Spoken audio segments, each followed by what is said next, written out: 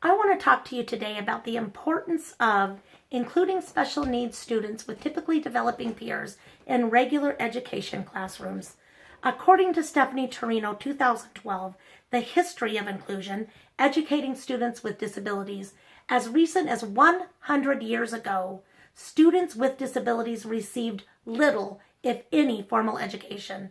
And then in the early 19th century, special schools were being created, but these were primarily institutional facilities.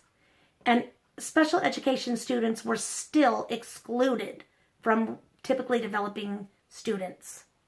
In 1973, Individuals with Disabilities Act was a law that was created, and it stated all children with disabilities must receive education in the least restrictive environment.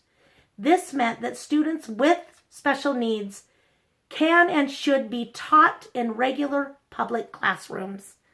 Now with these changes, 80% of all children with disabilities are being taught in regular education classrooms, and 90% of those are in public schools.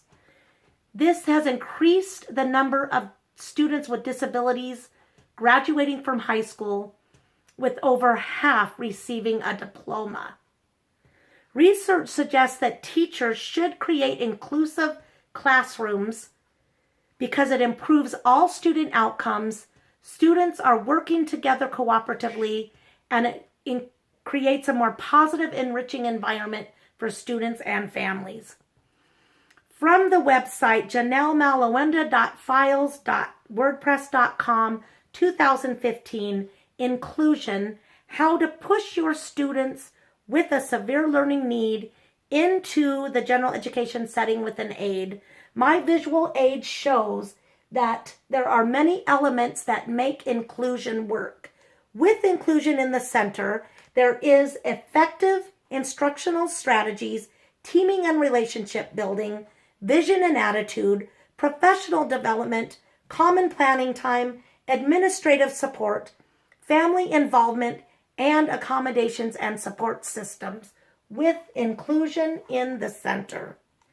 Inclusion has shown us that it improves the outcome of all students.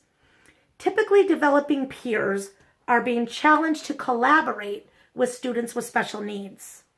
They are having to work with them in group projects, and children with special needs are getting better curriculum and opportunity. In the inclusive classroom, there's special education students learning skills from typically developing peers. The typically developing students take on roles as mentors. They help special education students achieve their goals by working together with them in groups. This is teaching them how to guide and direct others by being patient and understanding. It also teaches communication skills and problem-solving skills. They may need to work with a student that has a disability, that has a physical limitation or a communication barrier. Inclusion builds empathy among our youth.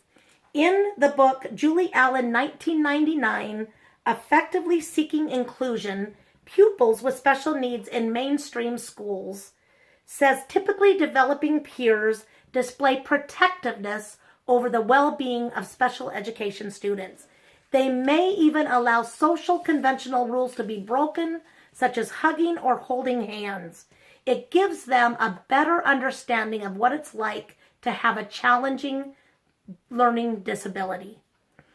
For inclusion to be successful, teachers must have a positive attitude about inclusion. In fact, most researchers of inclusion claim that it is the most important aspect in making an inclusion classroom successful. Everyone involved, including parents, teachers, administrators, school board members, and the community, must view inclusion as an enhanced way of teaching.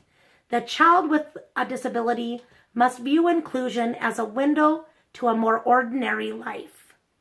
Along with inclusion creating a more positive environment, there's another very important element to an successful inclusion program, and this is my second point: parent involvement. Parents can help guide and modify learning tasks for their special education students, while teachers can help parents manage their child's behavior. Parents have a natural need to want to be involved in their students' classroom. And knowing their child's expectations and learning objectives can help ease their anxiety about their child's learning disability. They can help the teacher modify and plan accommodations for their child. They know their child best and know what modifications work best for their child. In providing family involvement, it is very important to have an open door policy where parents feel comfortable and welcomed into the classroom. Getting parents into the classroom gives that one-on-one support that's needed for our special education students, and it also gives the teacher opportunity to work with our higher level thinkers and scaffold their learning. In closing, I want to state again that inclusion increases outcomes for all students. Students are working together cooperatively, and it creates a more positive, enriching environment for families and students. Inclusion is a way to decrease bullying. We must do a better job at teaching our students empathy, which is so important to creating a more healthy, cohesive society. Thank you.